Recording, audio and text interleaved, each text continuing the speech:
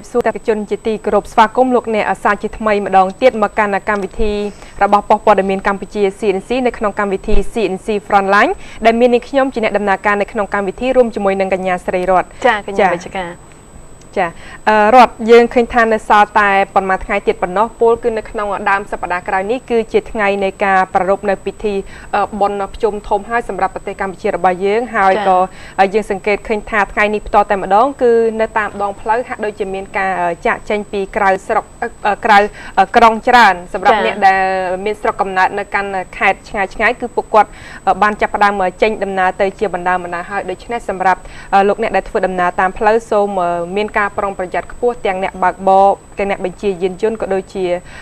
ខាងរថយន្តក្រុងធំផងដែរកញ្ញារតចាចុះកញ្ញាវិជ្ជការគម្រោងនឹងទៅណាដែរចុងសប្តាហ៍នេះចាចុងសប្តាហ៍នេះគឺយើងខ្ញុំទាំងពីរនាក់គឺនៅតែបម្រើការងារប៉ុន្តែទោះជាបម្រើការងារយ៉ាងណាក៏ដោយយើងក៏មានថ្ងៃឈប់សម្រាកផងដែរប៉ុន្តែនៅពេលដែលថ្ងៃឈប់សម្រាកនៅក្នុងឱកាសបុណ្យភ្ជុំនេះគឺនាងខ្ញុំឆ្លៀតធ្វើដំណើរទៅកាន់ស្រុកខាងជីតារបស់ខ្ញុំចុះកញ្ញារតចានាងខ្ញុំកម្រងទៅវត្តថ្ងៃអាទិត្យចាដោយសារថ្ងៃសៅរ៍យើងជាប់រវល់ឡាយបន្តិចហើយថ្ងៃអាទិត្យហ្នឹងគាត់ថាចង់ទៅវត្តនៅខាងម្ដុំផ្ទះកញ្ញាវិជ្ជការដែរចាវត្តណាវត្តព្រែកហូវត្តព្រែកហូចានេះខ្ញុំនៅព្រែកសី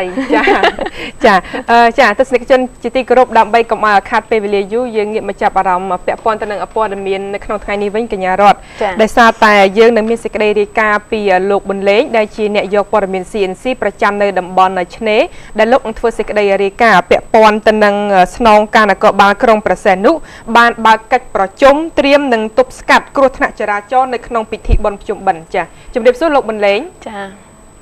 បាទអរគុណជំរាបសួរវិជ្ជការជំរាបសួរកញ្ញាស្រីរតបាទអរគុណជំរាបសួរបាទចាជំរាបសួរលោកប៊ុនលេងចាលោកប៊ុនលេងតេតិនទៅនឹងចា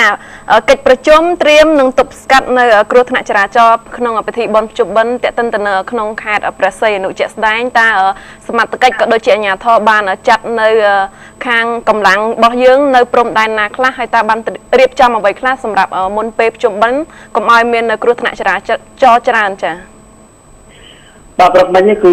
កិច្ចប្រជុំបានធ្វើឡើងក្រោមវត្តមានរបស់អាដាមសញ្ញាហឹមយ៉ានអាដាមគឺជាប្រធាននាយកដ្ឋានសម្ដាប់ធ្នាប់នគរបាលចរាចរណ៍បាទសម្ដាប់ធ្នាប់នៃក្រសួងមហាផ្ទៃហើយកិច្ចប្រជុំគឺបានផ្ដោតជាសំខាន់ទៅលើនគរបាលជំនាញ2បាទទី1គឺនគរបាលផ្នែកបាទរូបច្រឡំហើយខាងបច្ចេកទេសមិនមែនរូបហ្នឹងទេបាទយករូបខាងប៉ូលីសប្រជុំវិញបាទជាស្រ័យបាទចាសូមបច្ចេកទេសជួយសម្រួលបន្តិចចាសូមបន្តទៀតបាទចាលោកបន្លែបន្តរូបភាពប្រជុំវិញក្រមវត្តមានអាដាមគឺជាប្រធាននាយកដ្ឋានសម្រាប់ផ្នែកក្រសួងមហាផ្ទៃហើយកិច្ចប្រជុំនេះគឺគេផ្ដោតលើជំនាញនគរបាលចំនួន2សំខាន់ទី1គឺនគរបាលចរាចរណ៍និងទី2នគរបាលផ្នែកទេសចរណ៍អ្វីដែលជាការលើកឡើងនៅក្នុងកិច្ចប្រជុំនេះដោយអ្វីដែលកញ្ញាស្រីរតលើកឡើងវិញគឺអាដាមសម្ដេចឯកសំយ៉ានលោកមានប្រសាសន៍ថាកម្លាំងនគរបាលទាំងអស់ទៅគ្រប់គោលដៅបាទគោលដៅធំមានដូចជាចំណតរថយន្តបាទចំណតរថយន្តហ្នឹងមានចំណតរថយន្តតាក់ស៊ីឬក៏ចំណតរថយន្តកុងតឺន័រកន្លែងទីតាំងចេញដំណើរជាដើមដើម្បីត្រួតពិនិត្យអំពីយានយន្តឬក៏ការសម្រាប់ធ្នាប់នៃការបើកបរតើមានលក្ខណៈបែបណាខ្លះចំណុចទី2ទៀតកម្លាំងនគរបាលក៏នគរដាក់បង្រៀនទៅតាមគោលដៅធំទាំងអស់នៅក្នុងក្រុងហ្នឹងដើម្បីឲ្យនគរបាលហ្នឹងត្រួតពិនិត្យអំពីការអនុវត្តច្បាប់ចរាចរណ៍ដើម្បីកាត់បន្ថយគ្រោះថ្នាក់ហើយទី3ទៀតនគរបាលនេះក៏គេនឹងសហការជាមួយកម្លាំងល្បាតដើម្បីធ្វើកិច្ចប្រតិបត្តិការគេហៅថា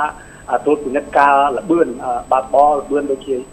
ចន្លោះពេលផ្លូវចូលក្រុងឬកន្លែងណាសំខាន់គេនឹងត្រួតពិនិត្យតាមបច្ចេកទេសទៀតដើម្បីពិនិត្យមើលល្បឿនអ្វីដែលធ្វើឡើងនេះគឺដើម្បីទប់ស្កាត់គ្រោះថ្នាក់ចរាចរណ៍នាឱកាសពិធីបុណ្យភ្ជុំបិណ្ឌដែលគេគិតថានឹងមានមនុស្សរាប់លានអ្នកនឹងចាក់ចេញពី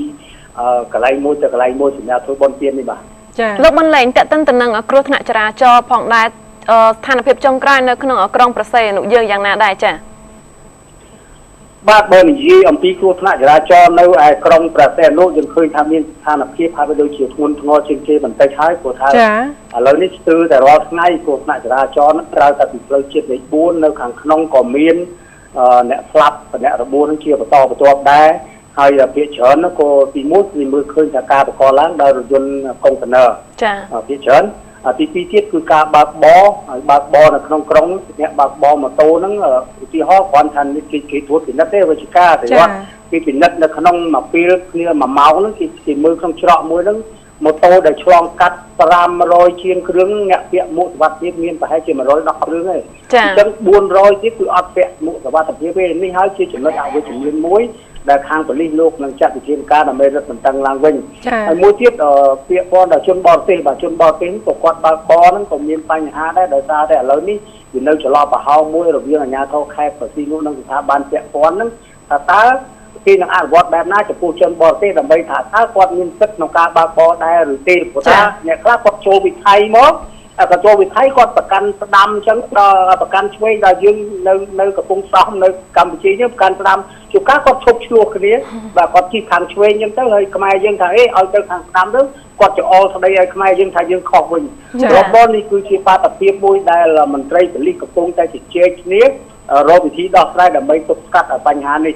បាទចាសសូមអរគុណលោកបន្លែងចំពោះសេចក្តីរាយការណ៍ព័ត៌មាននេះហើយយើងនឹងលម្អិតសម្រាប់ព័ត៌មាននេះក៏ដូចជាមានរូបភាពនៅក្នុងកម្មវិធីផ្សាយនៅក្នុងកម្មវិធីថ្ងៃត្រង់ជាបន្តទៀតផងដែរចា៎បាទអរគុណសូមជម្រាបលាបាទ